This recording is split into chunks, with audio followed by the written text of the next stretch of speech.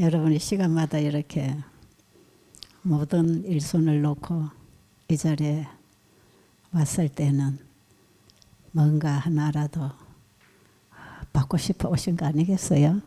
그렇죠?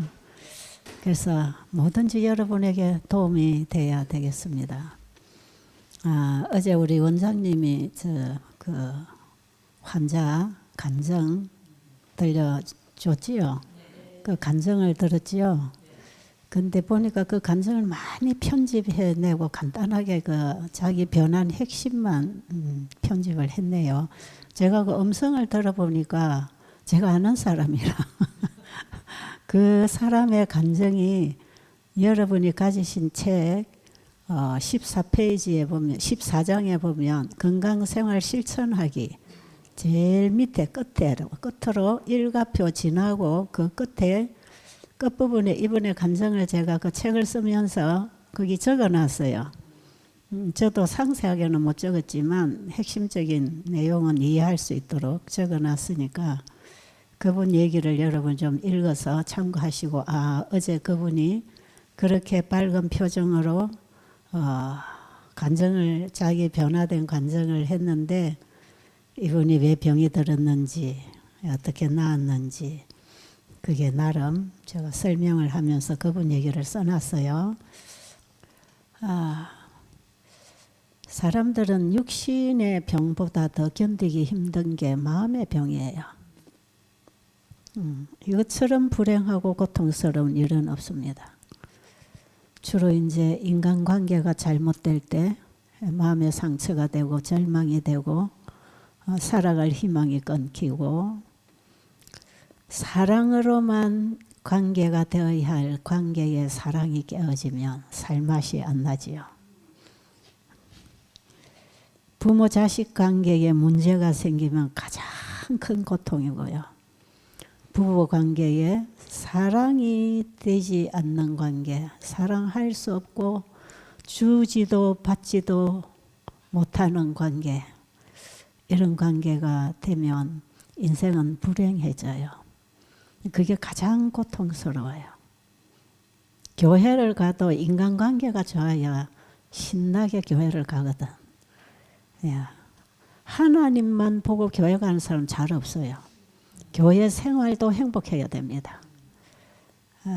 사람은 이 관계가 참 중요한데 그 관계에 사랑이 없는 관계는 그 관계가 행복하지 않죠. 진짜 깨지지 말아야 할 관계가 부부관계, 자식과 부모의 관계. 부모, 자식 관계가 깨지면요 가장 고통스럽습니다. 부부관계 사랑 없는 것보다 훨씬 고통스럽습니다. 자기 자식을 사랑할 수 없고 사랑을 줄 수도 없고 받을 수도 없는 이런 관계, 막혀있는 관계, 서로 속에 병이 들어있는 관계, 이런 관계가 굉장히 고통을 주는 것이고요. 그리고 이 마음이 병이 들면 누구에게도 위로가 안 되고 치료가 안 됩니다. 암병은 가서 그만 수술하고 드러내면 간단하게 그냥 회복할 수 있는 사람도 있고요. 또 이렇게 암이 걸리거나 다른 육신이 아프면 가족들에게 이해를 받을 수도 있어요. 당신은 이렇게 몸이 아프지, 아픈 사람이지. 그러니까 도와줘야 되고 이걸 치료를 해주기 위해서 이 병원 저 병원 의사를 찾아다닐 수도 있어요. 바깥으로 드러나는 병은 위로라도 받고 동정이라도 받을 수 있는데 마음에서 고통을 당하는 이 병은 말하면 말할수록 상대방하고 관계가 나빠져요. 나 이래서 이렇게 아프다. 그러면 상대가 이해를 하는 게 아니라 그거 가지고 그래. 네가 이해를 해. 당신이 나를 이렇게 아프게 한다. 내가 당신한테 뭐 어쨌게. 내가 당신을 언제 아프게 했어. 이제 상처를 준 사람은 자기가 준 줄을 모르는데 받은 사람은 아프죠. 이래서 마음의 고통을 앓고 있는 병을 우울증이라 그러잖아요. 우울증. 이 마음의 상처가 깊어지면 깊어질수록 마음이 점점 고통스럽고 힘을 잃어가는 이 마음이 앓는 병입니다. 이게 마음. 그런데 이 세상에는 마음을 치료하는 의사는 없어요. 그런데 어제 그 여인은 보니까 마음 치료 받았잖아요. 어떻게 받았지요? 예수님 만났어요. 그 여인이 왔을 때 제대로 걷지도 못했어요. 유방암이 3.8cm인데 이게 폐까지 전이가 됐어요. 그 의사는 이걸 수술을 해야 되는데 너무 사이즈가 커서 수술이 안 된다고 했어요. 항암제로 줄여가지고 수술을 하자 그랬어요.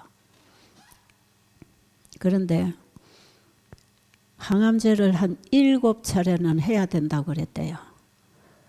그런데 한 번을 맞고 나니까 완전히 다운이 되는데 한 번을 맞고 왔다는지 두 번을 맞고 왔다는지 지금 제가 기억이 잘 안 되는데 그 책에 써여 있는지 모르겠어요. 일단 한 번인지 두 번인지 항암제를 딱 맞고 나니까요. 밥을 먹을 수도 없고 일어나 움직일 수도 없고 잠이 오지도 않고 이 몸에 부작용이 다 일어났어요. 항암제가 그 치명적으로 우리의 정상 기관을 망가뜨립니다. 그래서 여러분 예지근하면 항암제는 안 써야 돼요. 그래서 제가 그 14장에 써놨잖아요. 암 사이즈가 커서 병원에서 수술이 안 된다고 하면 항암제로 줄여서 수술하자고 하면 항암제 맞는 것보다 금식을 해라. 금식. 여기 오면 참된 금식 시키잖아요. 이렇게 금식을 하면 몸에 체중이 주는 거나 항암제 해서 주는 거나 금식해서 주는 거나 별 다르지 않아요. 오히려 부작용 없이 몸에 체중이 줄기 때문에 큰 걱정할 거 없고요. 여기에는 몸의 자연 면역력을 살리면서 체중이 줄어가기 때문에 별 문제가 없는데 이런 사람을 항암제로 그냥 몇 차례 놔서 그 암 사이즈가 줄어서 수술할 수 있을 때까지 항암제를 줘버리면요. 몸 전체의 정상 기능은 다 망가지고 면역계는 다 파괴됩니다. 이렇게 해서 수술을 했을 때 그 다음에 또 항암제 줍니다. 더 이제 생겨나지 말라고 씨도 말리기 위해서 항암제를 또 주잖아요. 이래가지고 체력이 튼튼한 사람들은 그나마 살살 이게 다시 회복을 해서 먹고 일어나면서 회복할 수 있지만 몸이 허약하거나 나이가 많은 이런 사람들은 치명적으로 그로 인해서 회복 못할 수도 얼마든지 있습니다. 그래서 제가 그 14장에 써놨잖아요. 이런 사람은 항암제로 줄이지 말고 건강생활 실천하면서 줄여라. 그 실천하는 대로 금식, 회복식, 건강식, 건강생활이 다 포함되는 것이에요. 이 건강생활을 실천하면서 몸에 면역이 살아나서 몸에 있는 암을 치료하도록. 여러분 이 건강생활, 금식을 하고 가을식을 하고 정상 식사를 할 때에 암세포는 억제되면서 따라서 면역이 활발해집니다. 그렇기 때문에 몸이 몸을 치료하는 자연치료로 인해서 암을 잡아가는 것이에요. 그게 훨씬 낫고요. 그 다음에 이렇게 자연치료를 해서 암 사이즈가 줄었을 때 이제는 필요에 따라서는 수술을 할 수도 있어요. 이럴 때 수술을 할 수 있으면 하는 것도 괜찮다. 이 장기를 덜어냈을 때 살아가는데 별 지장이 없는 부분이라면 수술을 해야 된다. 예를 들어 유방암이다. 잘라내다 한쪽 유방 없으면 어때? 생명에 지장이 없다면. 그렇게 해서 잘라내고 그 다음에 항암제를 하지 말고 이 건강생활을 지속적으로 해주면 회복이 잘 되고 재발을 막아줍니다. 그래서 만약에 암을 수술을 하고 병원에서는 항암제 처방을 해도 항암제 처방 받지 말고 바로 건강생활을 그대로 실천을 해나가요. 그리고 이 건강생활 실천하다가 암을 수술을 했다 할지라도 이제는 피가 깨끗하잖아요. 피가 아주 깨끗하기 때문에 암이 그냥 또 다시 일어나지 않습니다. 그리고 그 생활을 계속 해주면 그냥 그걸로 치료가 돼서 죽을 때까지 암으로 고생할 필요는 없어요. 이런 방법으로 여러분 암을 다스리기 바랍니다. 어쨌든 이 여인은 그런 암이었어요.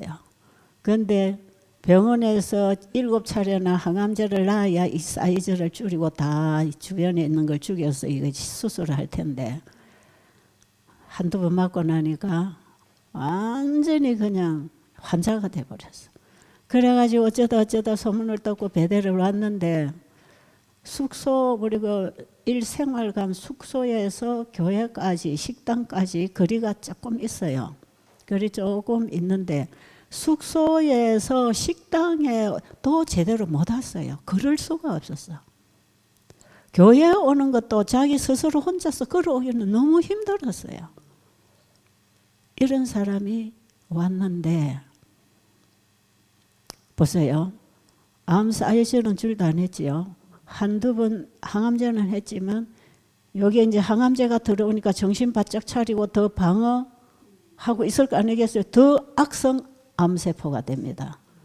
자꾸 항암제로 때리면요. 거기에 대해서 내성이 생겨서 막아야 되잖아요. 이런 상황에서 지금 아직도 유방암을 보니까 암이 이렇게 덩어리가 있는데 이 사람이 항암제까지 맞고 봤으니 어떻게 이 사람 살려내겠어요? 제가 인간의 방법으로 볼 때는 살아날 수가 없어요.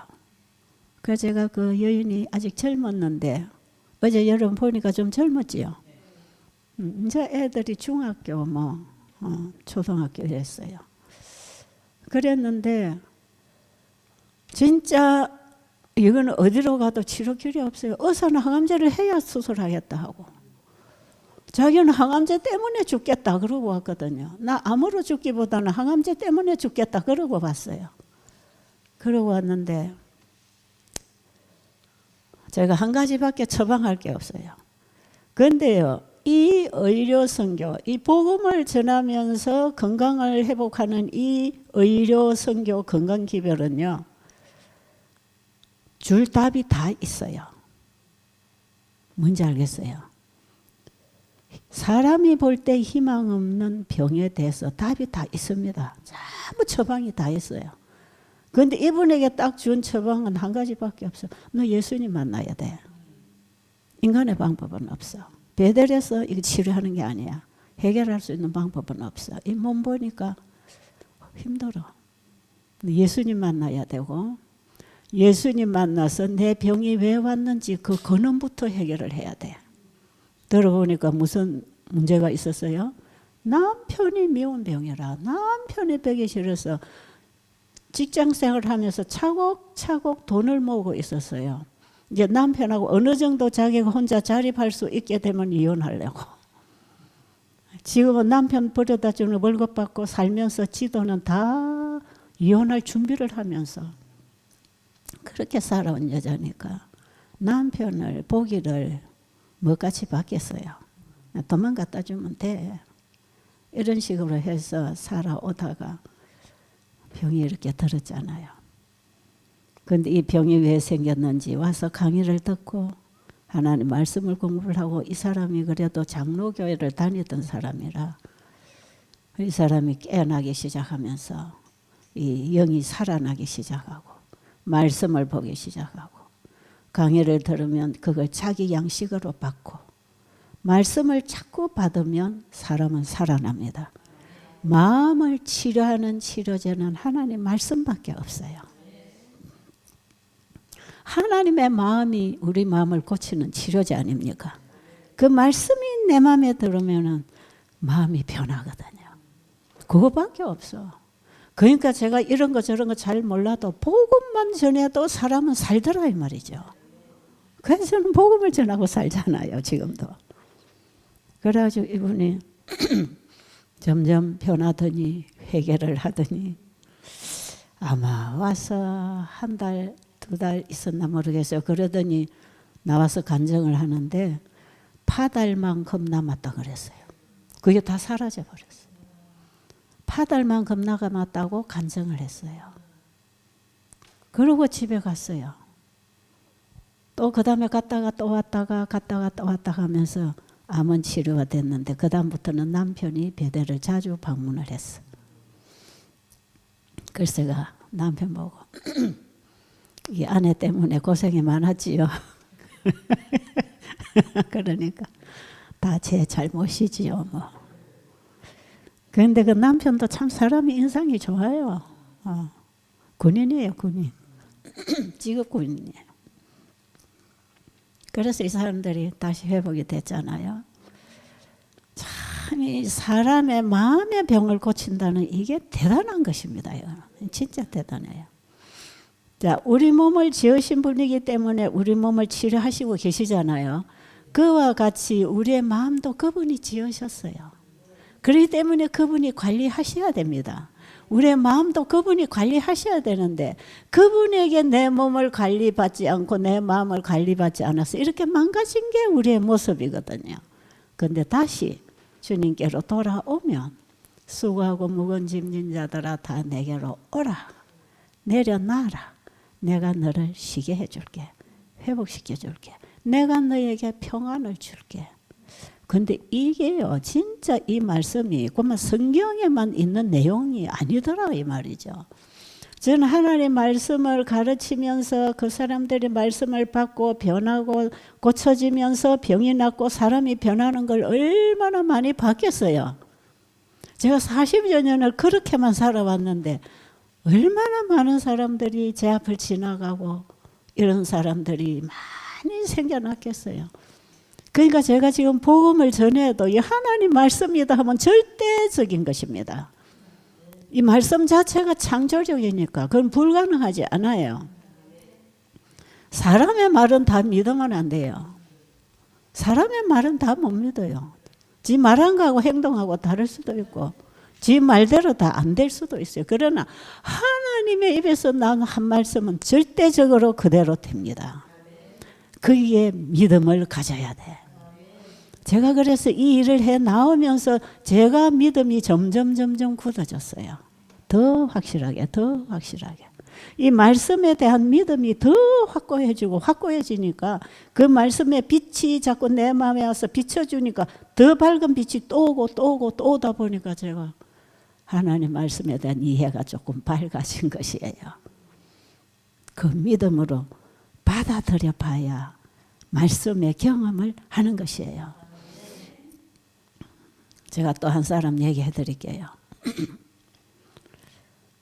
우리 BBIB 가면은 베델에서 나온 강의나 이런 간증들이 많이 올라가 있었는데 아마 너무 양이 그동안에 막 수천 개 강의가 지금 올라가 있고 너무 많아서 언제까지 저는 것만 다 없애버려. 그래서 없애라고 해서 아주 옛날 거는 다 없어져서 이 사람 간증이 있는지 없는지는 잘 모르겠는데 이분은 참 이 사람도 하나님의 은혜로 살아난 사람이고 그 가정이 회복이 됐어요. 이 사람은 강원도에서 왔어요. 교회 목사님이 장로님들하고 집사님들하고 이 환자를 봉고차에 태워가지고 사람들이 한 차 타가지고 데리고 온 환자예요. 근데 이 환자를 어떻게 교회가 발견했냐. 안식일마다 오후에 집집 방문을 이래 다녔어요. 다니는데 이 집을 방문하게 된 거예요. 그런 여집사님들이 그 집을 방문을 해서 가보니까 애들이 마루에서 이제 아직 초등학교 입학하기 전쯤 이 아이들, 어린 아이들이 이제 마루에서 놀고 있는 거예요. 그래서 예, 엄마 안 계셔 그러니까 엄마 방에 있어요. 그래서 이제 부르니까 엄마가 소리도 안 내고 나오지도 않았어. 그러니까 이제 애들이 가서 엄마를 자꾸 이제 불러냈어요. 그래서 이 집사님들이 방에를 이렇게 가서 여인을 만났는데 이 여인이 깊은 우울증, 집안은 커튼으로 다 닫아놓고 밤낮 이불 속에서 신세 타령만 하고 우는 환자예요. 아이들을 키울 마음도 없었어요. 밥도 잘 안 해 먹어요. 그리고 아이들은 배고프다면 라면 갖다 삶아주고 과자 뽑시르게 사다가 항상 먹으라고 주고 자기는 먹고 싶으면 먹고 안 먹고 싶으면 안 먹고 그런 식으로 항상 이불 속에서 햇빛을 여러분 우울증 환자들은 햇빛 보고 싶지 않지요. 차단을 시켜요. 햇빛이 들어오면 치료될까봐 이 병은 햇빛까지도 막아버립니다. 예. 육신으로도 햇빛이 와야 기분이 살아나잖아요. 햇빛 에너지가 와야 세로토닌이 나오고 이것이 우리의 마음을 행복하게 해주는 호르몬을 만들어낼 텐데 햇빛도 보기 싫어하고 신선한 공기도 싫어하고 하나님 주시는 이 자연의 치료제들은 전부 다 차단시켜. 그리고 씻지도 않고 그 이불 속에 그것도 하루 이틀 아니고 1년 2년 누워 있어 보세요. 사람이 뭐가 되겠어요? 완전 폐인이에요. 그런 지경의 여인을 교인들이 만났어요. 그래서 간간히 이 여인의 입을 열게 해서 왜 이러냐, 어디가 문제냐, 우리가 도와줄게, 말해봐. 그래가지고 그 길로 집사들이 와서 청소도 해주고 또 방문도 해주고 애들 음식도 해다 주고 이 여인에게도 음식도 해주고 이렇게 하면서 사귀었어요. 그러면서 이 여인의 입에서 말을 다 들었어요. 왜 여기까지 오게 됐는가? 직장 생활을 하면서 남녀가 만나서 결혼할 때 너무 행복했어요. 이 여자가요, 헬스하고 키도 크고 잘생겼어요. 완전 폐인이 돼 있어서 베델에 왔을 때는 잘 몰랐는데 나중에 이 사람 낳고 보니까 사람이 아주 괜찮아요. 결혼을 해서 아이를 낳고 이래 살던 중에 이 사람이 1년에 한 번쯤 일어나는 간질병이 있었대요. 그런데 이걸 남편에게도 말 안 하고 그냥 자기가 직장 생활을 하면서도 뭐 별로 이게 낮에 일하다 일어나지 않으니까 그냥 자기 혼자서 어떻게 하다 집안에서 자다가 이렇게 한 번씩 간간히 1년에 한 번 정도 한두 번 일어나는 이런 간질병. 그래서 뭐 이런 병이 남편은 있는 줄도 모르고 행복하게 아이들 낳고 잘 살고 있었는데 이게 문제가 왔어요. 그것도 부부 관계를 할 때 간질이 와버렸어. 그러니까 이 남편이 너무 놀래가지고 충격을 받았어요. 그래가지고 그 이후부터는 이 남편이 절대로 아내에게 오거나 부부 관계를 하지 않았어요. 아내 옆에를 아예 안 와요. 그 이후로. 그래 이제 점점 남편이 아내 옆에 오지 않고 점점 아내하고 관계가 이렇게 멀어지는 것 같은 이 마음이 점점 멀어지는 거 부부는 잘 알잖아요. 내 병 때문이구나. 그러니 여인은 자기 남편에게 미안하기도 하고 그런 모습을 보여서 창피하기도 하고 이제 이런 괴로움에 빠지는데 남편은 그 여인이 무슨 병인지 병원에 데리고 진찰을 해서 뭔가 치료를 해줘야 되겠다는 게 아니라 너무 놀래가지고 이거는 희귀한 모습을 본 거예요. 자기 안에. 여러분 간질하는 거 보신 분이 있어요? 희귀한 모습을 본 거예요. 그래서 남편이요. 한 1년이 지나도 부인 옆에 안 오는 거예요. 그게 심각해졌지요. 그리고 나중에는 자꾸 외박을 하고 들어오고 1년 이후 가니까 어떤 아가씨하고 살림을 차렸어. 이제 이 소식을 딱 듣고 보니까 이 여인의 진짜 인생은 그만 완전히 앞이 닫힌 것 같은. 여러분 그렇게까지는 꼭 할 필요가 없는데 남편에게 자기 운명이 다 달려있다 생각하면 안 돼. 서로 돕다가 서로 상대가 부족하거나 아프거나 달아나도 설 수 있는 자립심을 가지고 살아야지. 남편이 바람핀다고 내 인생이 다 망가집니까? 자기가 얼마든지 또 살 수 있는 자기가 직장도 가졌던 사람이고 능력도 있고 아이들 키우고 건강하게 살면 되는데 이 여인은 그 남편이 자기에게서 떠나면 그냥 살 희망이 없다고 생각한 거예요. 그래서 완전 좌절해가지고 1년, 2년 이게 가다 보니까 깊은 우울증 환자예요. 그냥.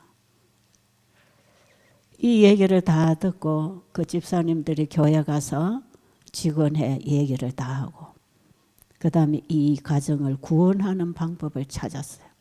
그때 베델 수양원이 한참 이제 환자들 소문이 나가고 막 간증들이 나가고 우리 한국 땅에서 우리 재림 교인으로서 이렇게 건강기별로 병이 낫는다. 이거는 처음이었어요.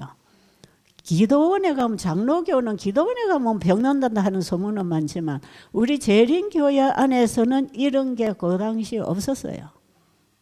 그러니까 제가 뭐 그때는 주말마다 간증하러 전국을 다녔고 전국에 이런 환자들을 데리고 올 곳은 배들밖에 없었어요.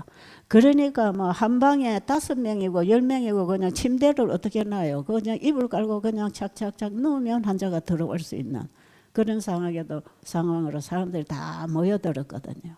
그리고 병도 찌그리 잘 났습니까? 그러니까 오는 사람들이 어느 초대교회를 보는 것 같다 그랬거든요. 그 정도로 회개가 잘 일어나고 복음을 받고 병이 낫고 간증하고 안식일마다 설교할 수가 없어요. 간증이 너무 많으니까. 그렇게 하던 그 시대에 소문을 듣고 이 사람들을 베델로 데리고 온 거라. 와가지고는 이 사람이 다 나을 때까지 베델에 두라는 거예요. 그러니까 뭐 환자 보고 돈 내라 소리도 안 하니까 갖다 놓으면 끝이야 그냥. 어떻게 됐든 우리는 어떻게 갖다 먹이고 도와주든 그건 이제 나한테 맡겨진 일이라. 다 그랬어요. 아 교회에서 좀 헌금이라도 모아 갖다 주고 이 사람 맡겨놓으면 좋잖아. 뭐 저거는 안 하고 그냥 여기다 갖다 맡겨놓으면 되는 줄 알아. 막 우리는 땅에서 돈을 끌어내는지 몰라. 어쨌든 그래요. 그래가지고 사람을 데려다 놓고 갔어요. 가면서 이제 교회에서는 그 아이 둘을 맡았어요. 아이들 이제 남편이 안 들어오니까요. 아이들을 교회 집사들이 맡아가지고 아이들을 키워주기라고. 엄마 고치고 오면 이제 아이들 주기라고. 그리고 데려다 놨는데 이 남편이 일요일마다 그래도 집에 와요. 집에 와서 이제 아이들을 봐주고 아이들 뭐 사주고 애들하고 놀아주고 가고 그렇게 해요. 아내는 안 찾아도 애는 돌보는 거라. 그리고 매월 월급을 받으면 그 애를 먹이고 키워야 되니까 월급은 고스란히 또 집에 갖다 줘. 그러니까 남편이 남편 할 일을 다 하는데 아내만 안 찾는 거라.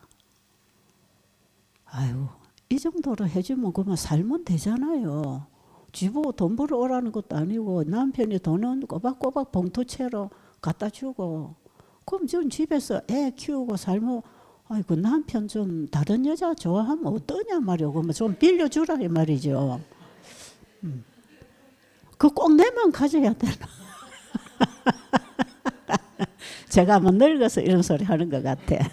그런데 전 젊어서도 그렇게 얘기했어요. 그게 최우선이 아니고 그게 전부가 아니다. 네 인생 그거보다 남편보다 더 소중한 네 인생이 있지 않나. 그러니까 그거 한 부분을 가지고 뭐 부분이라 하면 좀 그렇겠지만 하여튼 그거 가지고 네 인생을 포기하지 마라. 제가 이제 그렇게 늘 얘기를 하거든요. 그래가지고는 이제 어쨌든 이래 돼가지고 환자가 왔고 남편은 집에 와보니까 이제 아이들이 그랬잖아요. 없잖아요. 근데 이제 교회에서 아빠 연락처를 알아갖고 전화를 했어요. 이러고 있다.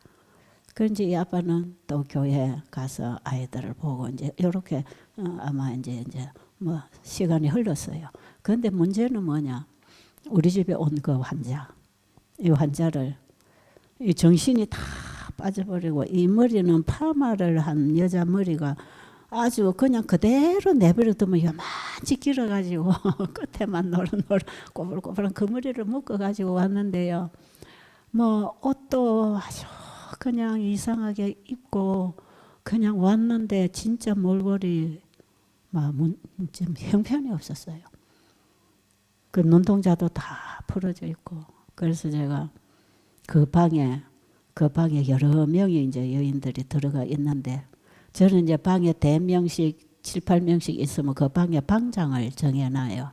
이 방 식구들의 관할 문제에 있어서 좀 이렇게 보호를 해주고 어떤 일이 있으면 나한테 보고도 해주고 좀 돌봐줘라. 처음 오는 사람들 좀 안내도 잘하고 이런 걸 맡겨놓는 이제 방장이 있어. 방마다 이렇게 정해놓는 거예요. 사람 많으니까 혼자서 관리가 안 되잖아요. 그래서 이제 방장을 불러다 이 사람을 딱 인수를 했어요. 이 사람 밥 먹으러 올 때 같이 오고 산책할 때 같이 가고 목욕도 같이 좀 해주고 이 여인을 좀 돌봐라. 그런데 이제 이런 일을 잘하는 사람이 주로 우리 교인들입니다. 그러니까 우리 교인들이 이렇게 방마다 주로 방장을 하면서 그 영혼을 관리하는 일을 참 잘해요.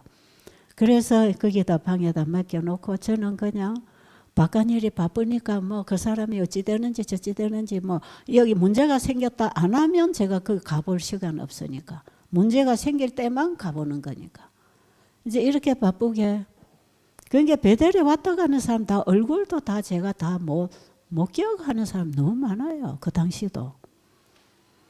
그런데 한 2, 3주가 지났나 그 방장이 그 방에서 이제 간증을 하게 됐는데 이 여인이 간증을 하는 거예요. 그런데 이 여인이 간증을 하러 나왔는데 제가 입소할 때 본 여자가 아니라 다른 여자 완전 달라졌어요.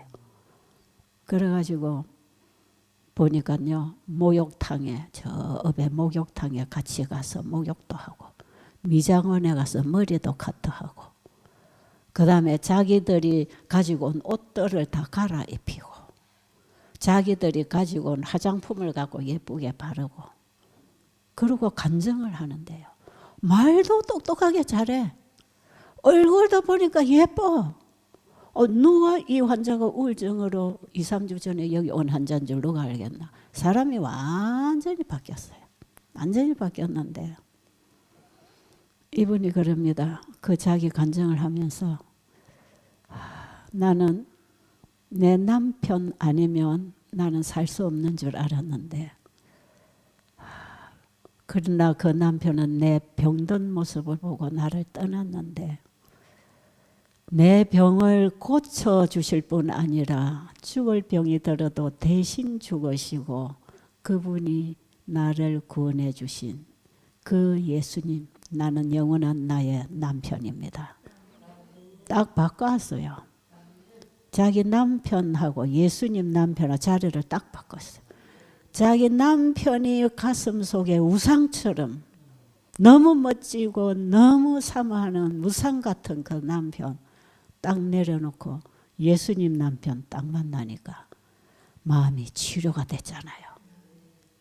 와서 가만히 가물가물 정신은 없지만 들어보니까 그 예수님이 진짜 내 남편이 되면 좋겠다. 그런데 제가 한 번은 그 예수님이 내 남편이라는 강의를 했거든요. 그 여러분하고 사는 남편 좀 마음에 안 들어도 그게 최고로 삼지 말고 최고의 남편을 모시면 그 남편도 이해되고 사랑스러워지는 것이다. 예수님 남편을 만나라. 그건 하나님의 말씀이니까 제가 복음으로 전하는 거지요. 그런데 이 여인이 그 말씀을 받으면서 살아나기 시작하고 옆에 사람들하고 대화를 하면서 이 사람이 많이 깨달음이 왔어요. 자기 옆에 아마 하나 같이 한 방에 있었는데 이 사람 암은 몸에 다 퍼졌어요. 그런데 남편은 술주정꾼이라 술만 먹고 생활비는 안 갖다 주고 매 집에 와면 행패 부리고 애들 공부를 시키고 그 늙은 시부모님 모시고 아이들 키우고 열심히 밖에 나가서 일을 해서 벌어서 오면 남편은 행패만 부리고 또 오히려 돈 뜯어가는 남편. 이런 남편 있을까요? 없을까요? 있습니다. 얼마든지 있습니다. 남편 자격 없이 남편이 뭔지도 모르고 여만 데리와서 사는 남자들 많아요. 내가 남편이 되면 아내에게 가정에 어떻게 해야 되는 그거 전혀 모르고 자기 충족을 위해서 여자 데려다 놓고 평생 올가매어 사는 여자들 얼마나 많은지 몰라. 근데 그 여인이 그런 사람 중에 한 사람. 그래서 병들 오는 사람 참 많거든요. 그런데 이 여인이 이 병들 온 이걸 얘기를 다 이 사람의 간증을 자기가 한 방에서 매일 앉아서 들었어요. 그런데도 온몸에 암이 퍼졌는데 이 여인은 이 병을 고쳐서 살라고 애를 쓰는 겁니다. 이런 상황에서도 이 여인은 살라고 이렇게 여기까지 와서 그렇게 애를 쓰는데 나는 문제가 뭐가 있지? 내 문제는 아무것도 아니네. 나는 남편이 매달 월급 더 갖다 주겠다. 집도 있겠다. 남편이 주는 집도 있겠다. 뭐 아이들 그냥 잘 키우고 살면 내가 무슨 문제지? 가만히 생각해 보니까 자기 생각이 너무 어리석했던 거예요. 그러면서 자기 생각을 내려놓고 복음을 받아들이기 시작하면서 그 예수님을 그 빈자리, 남편이 차지했던 그 빈자리에 예수님을 딱 모셨어. 그래서 인간의 곤경은 하나님의 기회라. 이게 복입니다, 여러분. 그래가지고 이혼이 완전 살아났잖아요. 뭐 2달도 채 안 갔어요. 그럼 여자가 막 복에 와서 봉사도 하고 뭐 일 잘하고 싱싱 살아나니까 아이들 생각나지 않겠어요? 아이들 찾으러 가야 되겠는 거라 이제. 그런데 이제 그 집사님들이 중간에 한 번씩 방문을 오고 애는 잘 있다고 하고 이제 만나고 가고 그렇게 한 것 같아요. 그래 하루는 이 여인이 이제 가면서 가방을 다 챙겨놓고 아침 먹고 이제 사무실에 왔어요. 제가 한 가지 상담할 일이 있습니다. 오늘 제가 집에 가겠습니다. 그래. 그 뭐냐?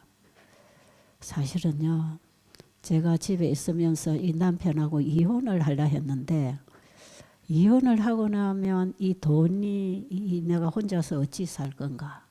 그걸 곰곰이 생각해보고 혼자 살 힘이, 그래도 아이들이라도 이렇게 남편이 왔다 갔다 하니 이혼을 해도 혼자 살 수가 없고 이혼 안 하고 살아도 살 수가 없고 그랬는데, 이제는 내가 집에 가면 애들 찾아서 교회를 다니면서 나는 얼마든지 일을 하고 살 수 있으니까 이제 집에 가면 제가 이혼을 깔끔하게 하려고 하는데 어떻게 생각하세요? 그래.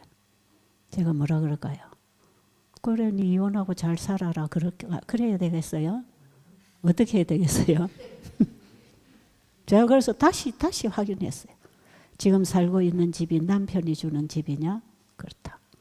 남편이 매월 월급 그대로 갖다 준다고 했지. 그렇다. 그리고 아이들 매월 되면 와서 데리고 나가고 사주고 아이들하고 행복한 시간 보내고 간다 그랬지. 그렇대. 근데 그 좋은 수입원을 왜 끊어? 응? 남편이 이혼하면 매월 월급 갖다 주겠냐? 뭐 애 양육비는 줄지 모르지만 그 남편이 지금 아내 옆에만 안 오지 남편의 모든 것을 다 누리고 있는데, 아이들도, 이 아이들은요 엄마 아빠 관계로 아이들이 불행해지면 안 되잖아요. 아이들은 또 아버지가 있어야 되는 거라. 그러니까 그 지금 남편이 가족을 위해서 하는 일이 얼마나 큰 일인데 그거 왜 다 잘라내버리고 혼자 애들 데려가서 잘 살 것 같아? 그러니까 그럼 이혼 안 해야 되겠습니까? 이혼 안 해야지. 근데 또 그 남편 보면 생각나면 괴로운데요. 앞으로 그 남자가 아이들 보러 오든지 월급 봉투 가지고 오든지 하면 그때부터는 이미 마음에서는 이혼할 거 결심했으니까 저 남자는 내 남편 아니야. 남편이 아니라고 생각해. 그런데 이 남편이 아닌 남자가 우리 애도 돌봐주고 월급도 갖다 주고 돈을 갖다 주니까 얼마나 고마워. 그러니까 앞으로 그 남자가 오거든 우리 이웃집에 사는 마음씨 착한 아저씨가 왔다. 이렇게 생각해. 생각만 바꾸면 달라져. 남편이라는 거 생각을 이웃집에 마음씨 착한 아저씨로 이제 바꿔. 할 수 있겠어요? 그래서 글쎄요. 그때일까요? 그러면 집에 가서 이렇게 해봐. 이제 집에 가면은 창문을 열고 햇볕을 넣고 이불을 빨고 집안 청소를 하고 환기를 시키고 깨끗하게 집안 정리부터 하고, 이제 자기 모습은 깨끗하게 정리됐으니까 그 다음에 아이들도 깨끗이 씻기고 이쁜 옷을 갖다 사다 입히고, 그 다음에 남편이 매 일요일마다 온다거든. 남편이 집에 와보면 아이들도 밝아 있고 이쁘고 집안도 쾌적하고 깨끗하고 분위기가 다를 거 아니겠어요?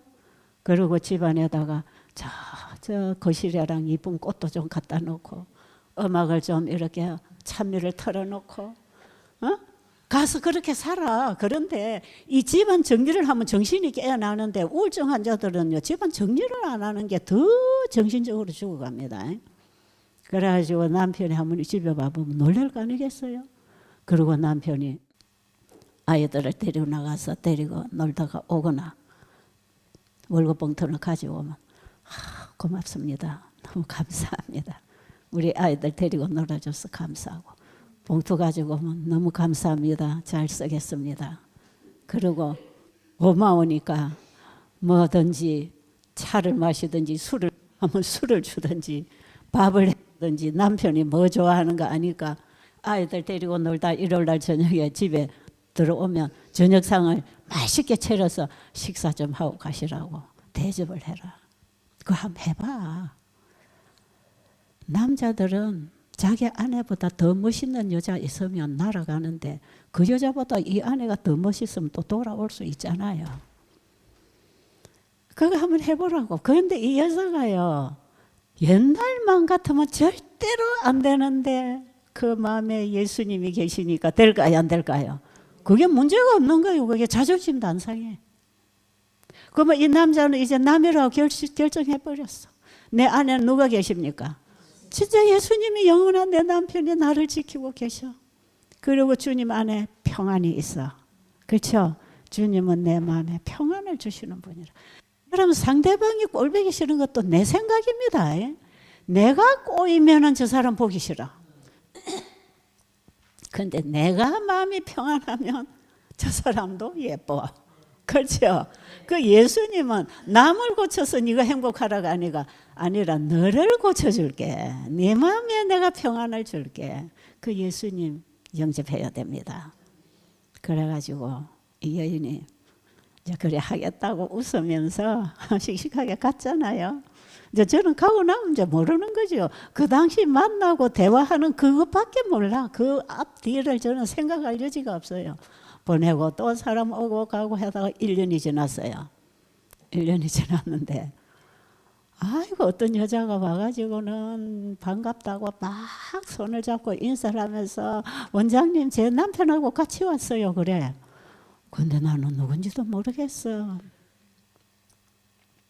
그런데 모른다 소리를 또 할 수가 있나. 그래서 그러세요. 잘하셨습니다. 예, 그래요. 등록을 하고 방은요 저기 어떻게 남편은 저쪽 방으로 가고 아내는 이쪽 방으로 가고 다 합방이니까 그렇게 해서 분배를 해놓고 지났어요. 한 2주쯤 지나고 나니까 또 집에 가겠다고 부부가 왔어요. 원장님 오늘 이제 집에 가려고요. 그러면서 또 사무실에 와서 부부가 앉아 인사를 하는데 이 남편이 얘기를 하는 거예요. 제가 이제 이 사람들 다 아는 줄 알고 이 남자 얘기를 해. 그 여자인 줄 아는 줄 알아. 나는 한참 얘기를 듣다 보니까 그 여자구나. 그걸 제가 이제 알았지요. 자기가 이런 일이 있어서 이렇게 됐는데 나중에 보니까 아내는 없어졌고 애들은 교회 가서 교인들이 키우고 있고. 근데 얼마 후에 아내가 집에 왔다는 소식이 들렸다. 그리고 집에로 가보니까 이렇게 집안 분위기가 완전히 달라져 있고 그 다음에 아내의 모습이 옛날에 직장 생활할 때 그 아내의 모습이 다 살아난 거예요. 그래서 너무 놀랬답니다. 그러고 얘기를 하고 있는데 이 아내가 뭐라는지 아세요? 자기가 가서 원장님 시킨 대로 했잖아요. 그런데 남편이 이제 일요일날 아이들을 데리고 갔다가 놀다 저녁 때 들어와서는 집에 와서 놀고 자기 집에 안 간대요. 12시나 되도록까지 애들 데리고 놀다가 애들 자면은 다 이렇게 재우고 내 여기서 좀 자고 가면 안 될까? 그런데요. 그럼 자고 가라고. 그럼 이제 딴 방에다 이불 깔아주는 거라. 자고 가라고. 이웃집 아저씨니까. 그게 하루 이틀 몇 번 계속 되더니 나중에는 아내 옆에 남편이 왔어. 그리고 그 여자 동생활하는 여자는 정리를 했어. 그런데 이 남자가 직장 생활하면서 건강검진을 했더니 술을 너무 많이 먹어가지고 간경화가 걸렸어. 그러니까 이 여자가 보니까 배대려 가면 낫겠거든. 온 거예요. 와가지고 금식 과일식하고 건강식하고 한 2주 지나니까 사람이 말갛게 회복이 되잖아요. 그러고 이 남편이 이제 그러니까 그럽디다 그 남편이 내 아내가 어떻게 이렇게 사람이 바뀌어서 치료가 됐는가 그게 궁금해서 자기는 왔대요.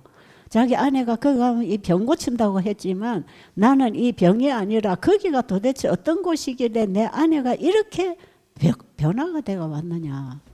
그래서 자기는 이런 거 저런 거 궁금해서 직장 휴가를 내고 왔는데 와서 보니까 내 아내를 이렇게 변화시키고 치료해 주신 하나님이 계신다는 걸 알았습니다. 그러면서 돌아가면 나도 아내와 아이들하고 같이 이제 교회를 갈 것입니다. 그래갖고 그 이후에 몇 년 후에 보니까 그 데리고 왔던 집사님 만나서 보니까 이 부부가 왜 다 집사가 돼 있어. 남자 여자 다.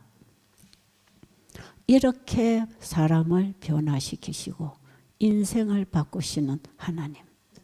그분의 그 능력이 아니면 절대로 일어날 수 없는 치유.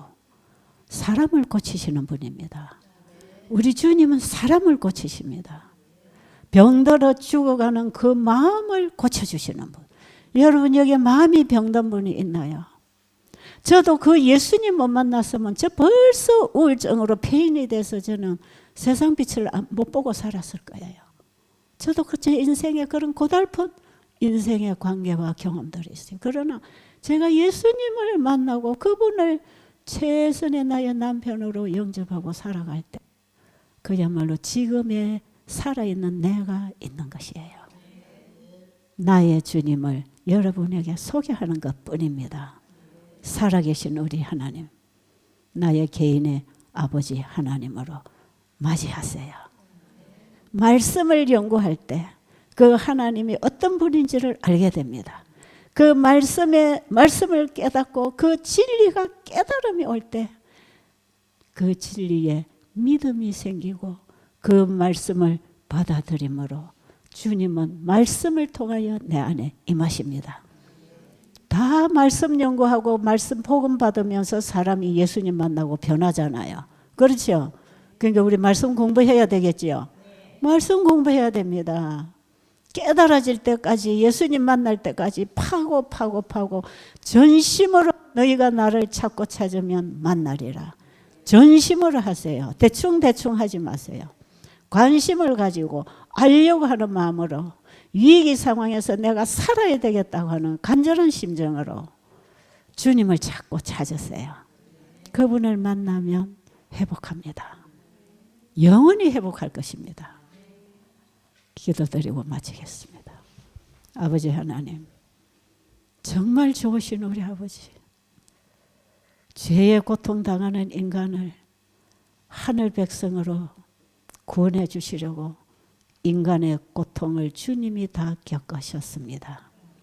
그 주님 오늘 우리가 꼭 만나고 나의 주인으로 영원한 나의 남편으로 모셔드리기를 원합니다. 우리 안에 임하여 주시옵소서. 예수님 이름으로 간절히 기도드립니다. 아멘.